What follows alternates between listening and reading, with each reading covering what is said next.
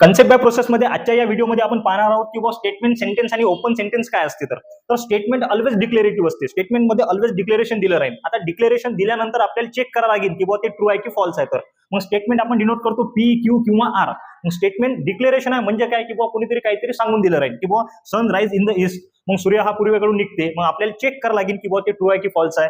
3 multiplied by 3 equal to 9. आता equal to आहे म्हणजे डिक्लेरेशन आहे. आता सेंटेन्स मध्ये ह्या गोष्टी नसतील. आता सेंटेन्स मध्ये काय येणार आहे, सेंटेन्स कधीच डिक्लेरेटिव्ह नसणार. मग सेंटेन्स मध्ये काय राहील, रिक्वेस्ट राहील, ऑर्डर राहील, एक्सक्लेमेटरी, कमांड, सजेशन, इंटरोगेशन. आपल्याकडे एक्झाम्पल आहे, प्लीज. प्लीज म्हणजे रिक्वेस्ट आहे. त्यानंतर what is your name, question mark आहे म्हणजे काय, तर सेंटेन्स आहे. आता आपण ओपन स्टेटमेंट, ओपन सेंटेन्स पाहून घेऊ. आता ओपन सेंटेन्स हे स्टेटमेंट सारखं असते पण स्टेटमेंट नसते, कारण की त्याची व्हॅल्यू आपण आयडेंटिफाईड करू शकत नाही. कारण की काय म्हणते, the truth value of the open sentence is depend on the situation. सिच्युएशनवर डिपेंड राहते. जसं की खाली म्हणते पहा, ही इज टॉल, पण कोण आहे आपल्याला माहित आहे काय, ही म्हणजे कुणीतरी आहे पण कोण आहे आपल्याला माहित नाही. त्यानंतर काय म्हणते, mathematics is an interesting subject. Mathematics interesting आहे पण प्रत्येकासाठी थोडी आहे, म्हणजे सिच्युएशनवर डिपेंड आहे.